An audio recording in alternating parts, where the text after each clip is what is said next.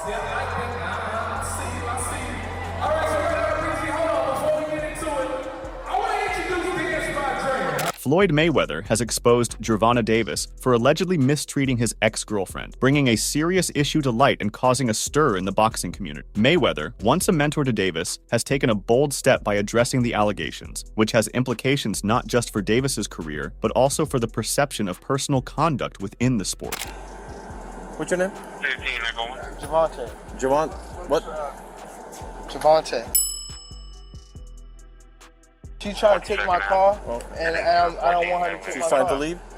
Yeah, she's trying to. But I got a driver to be able to take her wherever she want to go. Mayweather expressed his disappointment and concern regarding the allegations against Davis, stating that such behavior is unacceptable and cannot be overlooked. He emphasized the importance of holding individuals accountable for their actions, regardless of their status or achievements in the boxing world. Mayweather, who has had his own history of legal troubles, underscored the necessity of learning from past mistakes and striving for better conduct both in and out of the ring. In his remarks, Mayweather urged Davis to take responsibility for his actions and seek help if necessary. He highlighted the negative impact that such behavior can have not only on the victims, but also on the perpetrator's career and reputation. Mayweather's statements reflect a broader call for the boxing community to address issues of abuse and to promote a culture of respect and accountability. Got out of hand and blown out of, they blow things up bigger than what things are really made out to be. So things happen. The allegations against Davis have not only sparked discussions about his personal life, but have also brought attention to the responsibilities of athletes as public figures. Mayweather's decision to expose Davis adds significant weight to the issue, given his influential position in the sport. It also raises questions about the support systems in place for athletes who may be struggling with personal issues, and the role of mentors in guiding their proteges. In a related development, Tank Davis has been blamed for Ryan Garcia's recent behavior. The boxing community condemns Ryan Garcia's disgraceful behavior. No excuses can justify the pain caused by his disparaging remarks. Such hateful conduct has no place in the world of sports. It's bewildering how a promising young boxing star has reached this point, especially considering his recent efforts to push the boundaries of the sport alongside a select few. So people have had to intervene, like the WBC, even I think the family issued a statement, and hopefully that'll be enough for Ryan Garcia, or for even more people around him, to get him the help he needs. Ryan Garcia was already serving a suspension of nearly a year with financial penalties for failing drug tests. Yet, he ventured further into controversy with a widely condemned rant. Such behavior couldn't go unanswered. The WBC promptly expelled him from its membership. Stephen A. Smith speculates on Ryan Garcia's risky path. Is Gervonta Davis paying attention? On his show, The Stephen A. Smith Show, the renowned NBA analyst speculated that one factor that might have prompted King Rai to pursue a risky path was his first professional loss to his rival, Tank Davis. The much-anticipated showdown in the boxing world unfolded at T-Mobile Arena on April 22nd last year, a clash that every boxing aficionado had long awaited. In round 2, Garcia succumbed, unable to withstand the relentless body shots from his Baltimorean counterpart. Though he displayed resilience thereafter, Garcia ultimately knelt down, conceding defeat to his opponent's superior prowess. Stephen A. Smith argues that the defeat had a multifaceted impact on the Californian. Despite no tangible reason for embarrassment, he experienced profound shame, said Smith. It was a good fight. He got caught and got dropped, got right back up, went back to fight Gervonta Davis, and not only did he do that, but you get caught by a body shot that happens. Unfortunately, he struggled to come to terms with reality. The loss he endured paled in comparison to Frank Martin's downfall. Martin breached the contract for the Haney fight, weighing in 3 pounds over, and subsequently tested positive in 2 drug tests. Nonetheless, Stephen A. Smith emphasized that fans would forever recall the bout for Devin Haney's performance. Yet, his current state of mind leaves no room for misbehavior. Smith even suggested that had Ryan Garcia won the Tank Davis fight, the outcome might have been different. How so? Because, he said, I think we're seeing a brother that's at the top of the heat in the fight game that's absolutely box office, and we'd be talking about who he's going to fight next. Ultimately, though, nobody flees the truth. He was defeated in the fight. It's getting more and more obvious that he needs assistance right now. In no uncertain terms, Stephen A. Smith pointed out that King Rise would definitely benefit from some help since he does does seem mentally warped, and alcohol and drugs are what people are alluding to is involved. Given what he uttered, there's no way anyone would take his side, the famous television personality said. You ain't getting any sympathy today. Not with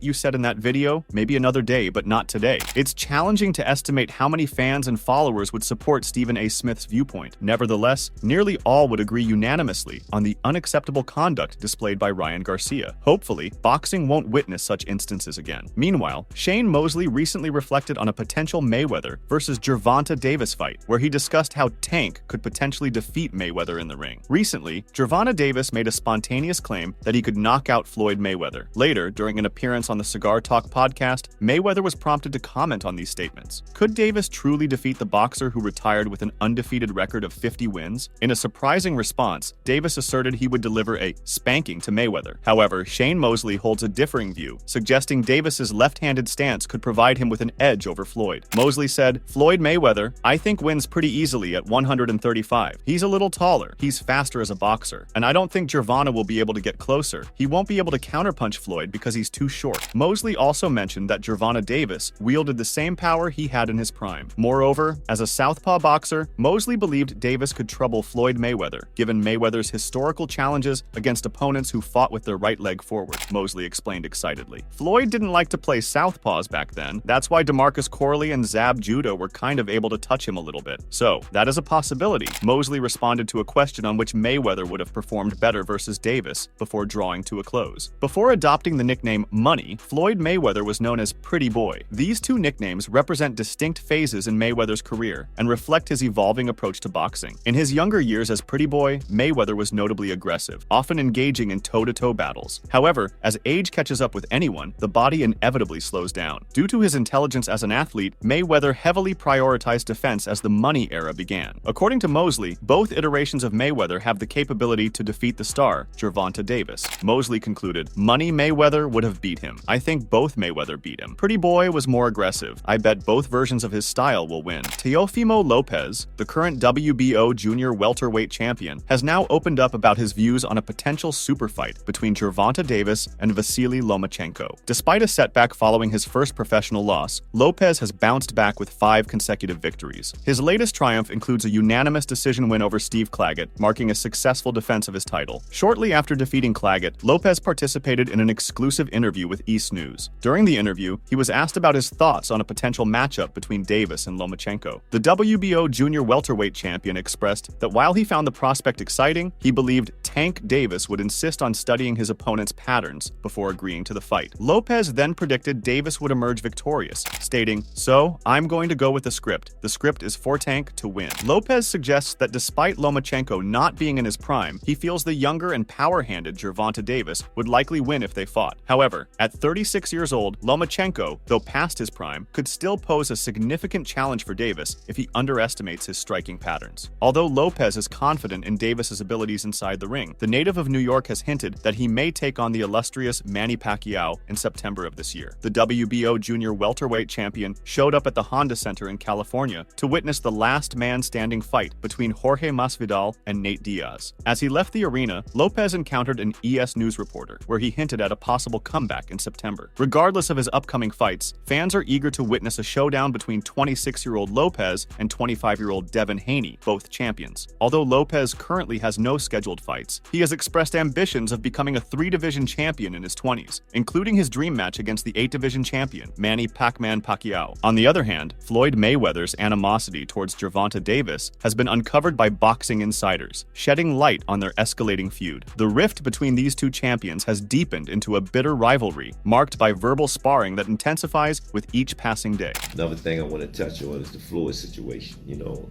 Floyd is Floyd.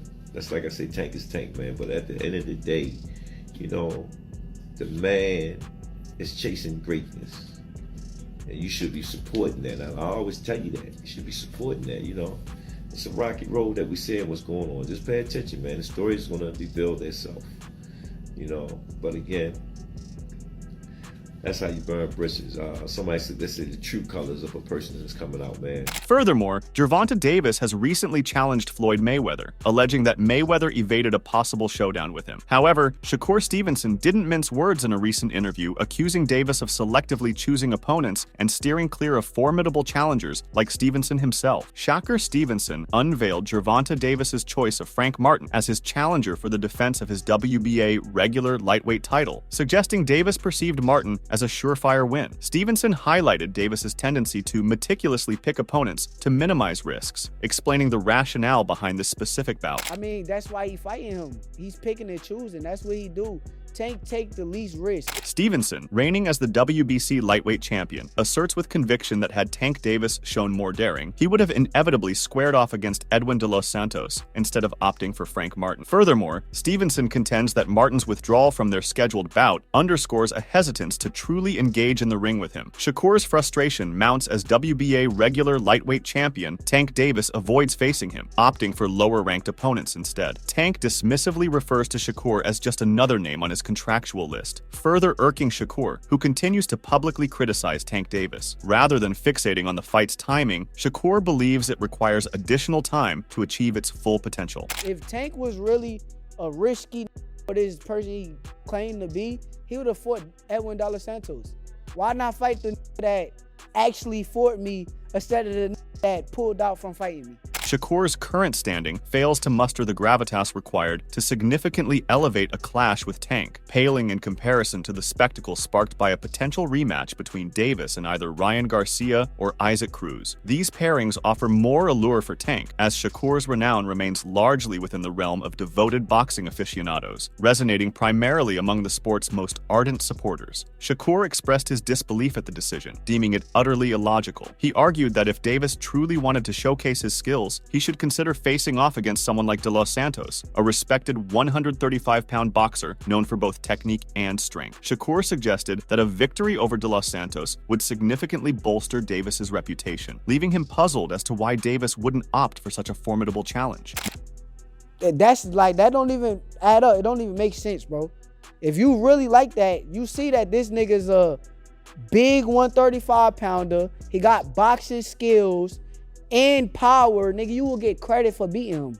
Why not fight him? Moreover, Shakur eloquently detailed his understanding of the sport's intricacies, highlighting the common strategy among fighters to minimize risks while maximizing financial gains. He attributed this approach to the influence of legends such as Floyd Mayweather Jr. Shakur emphasized that critiques lack substance unless a fighter is prepared to face formidable opponents head-on. He underscored his personal achievements, emphasizing his status as a three-weight world champion, which sets him apart in experience and accolades from his opponent. Shakur contrasted his extensive record with Tank's, noting that Tank has only secured one title throughout his career, specifically the WBA championship at 130 pounds. Moreover, he hinted that potential challengers for Tank might hesitate to step up to the plate.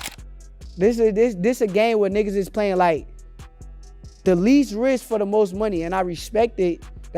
They got it from the best of them. I get it, but truthfully, you can't talk to me and say anything bad about me or nothing about me if you're not gonna get in that fire. But how can I not have the experience if I'm more accomplished than this dude? I'm a three-weight world champion and actually really a world champion. Tank had two belts his whole career, right? They was both the same belt. He had the WBA at 130 pounds. That's the only title he ever hold in his career. Then if you really look at it, his opponents don't even want to fight me. I got offered, they try to get Pitbull to fight me.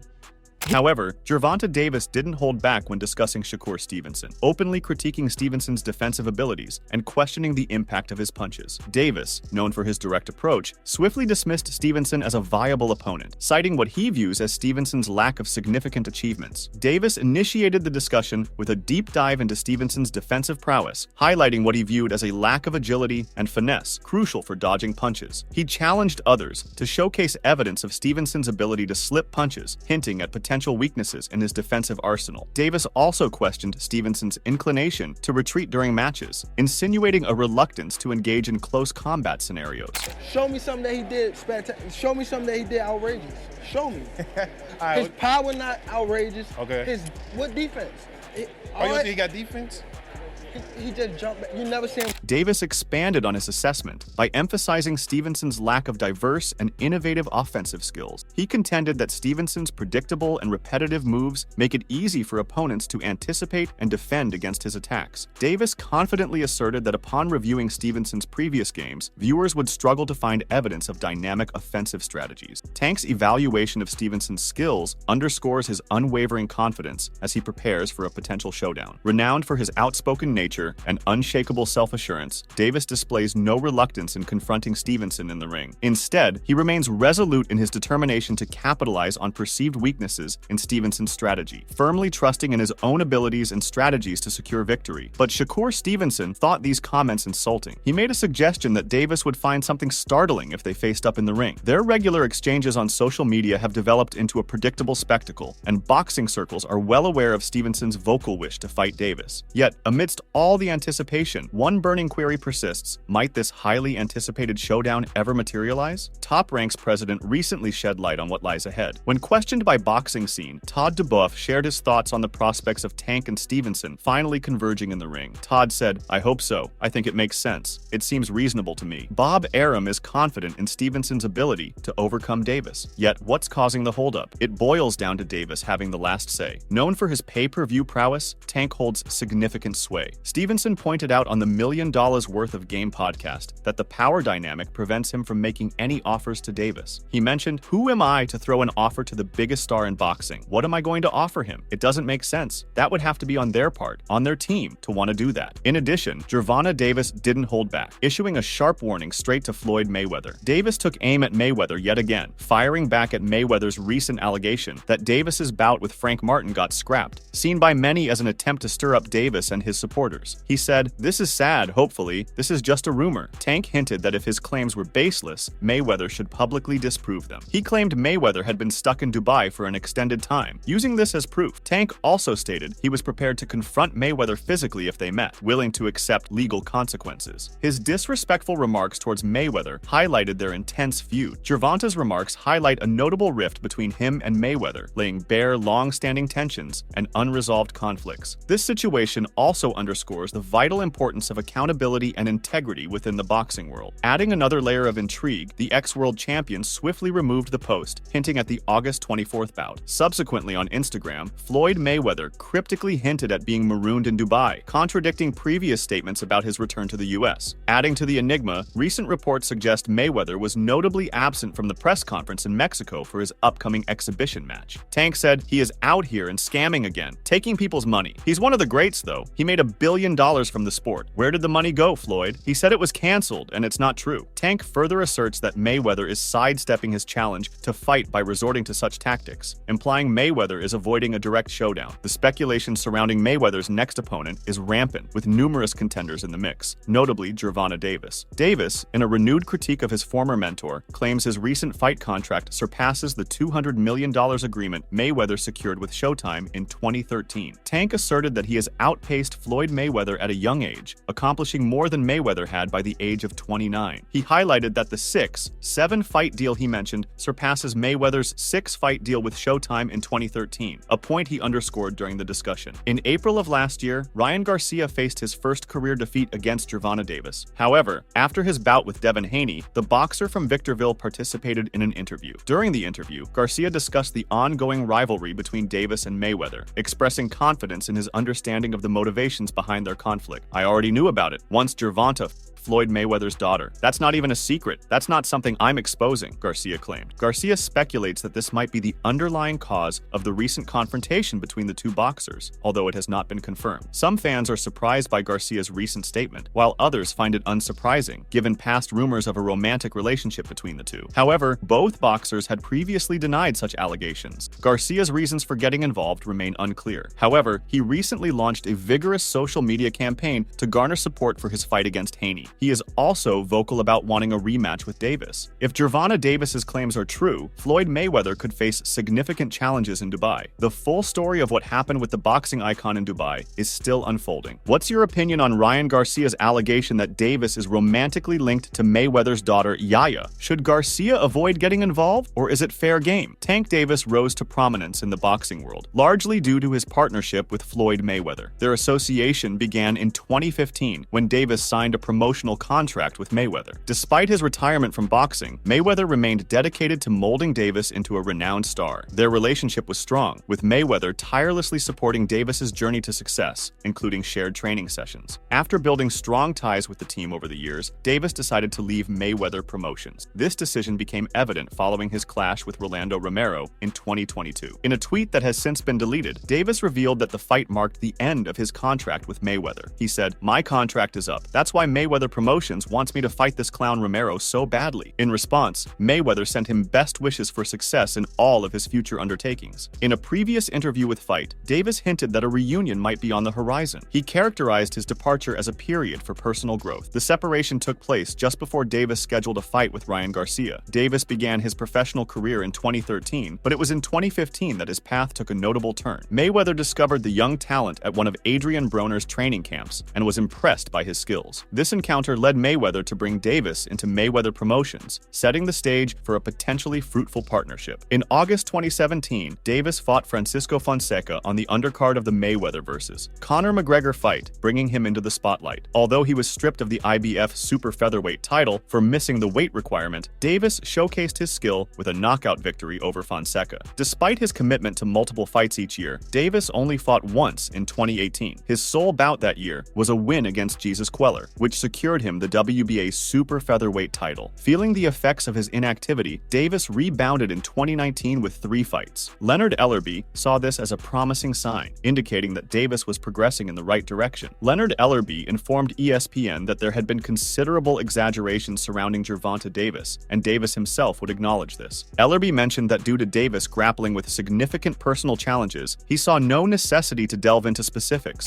Ellerby added, "A lot was blown out of proportion, and he'd be the first to admit it. It's not anything to go into detail about. There was a lot going on in his life." Ellerby highlighted that although the media and fans often fixate on athletes' fights, there are frequently underlying factors affecting their performance that may not receive full recognition. He said, "See, as media people and the fans, all they're concerned about is guys fighting and fighting and fighting, but a lot of times things that go on behind the scenes that affect a young woman's life. They're not in a position to go out there and be the best that they can be." Ellerby emphasized the importance of going through such life events and deriving lessons from them. Furthermore, he commended Davis for owning up to his actions and the subsequent consequences. He said, "And again, you have to experience these things in life. Learn from it. The most important thing, and where I'm so proud of him, he accepted responsibility for the actions that he took and what caused all of that." Amid this feud, it appears that Gervonta Davis is following closely in Floyd Mayweather's footsteps. Back in 2020, he made headlines when he and Floyd Mayweather's ex-girlfriend Yaya were detained by the Los Angeles Police Department. Reports indicate that Gervonta Davis and Yaya were in a relationship. However, fans found it somewhat unconventional when the pair were seen being detained by police on the streets of Los Angeles. The specific reason for their arrest remained unclear. Gervonta Davis and Yaya, who is known as Floyd Mayweather's ex-girlfriend, appeared nonchalant during the police detention. Yaya and Gervonta Davis were spotted sharing a laugh while being handcuffed, sparking curiosity among fans, eager to uncover the reason. Although their conversation wasn't audible, it was evident that the two were unfazed by police intervention. The Los Angeles Police Department had not disclosed the details behind the incident.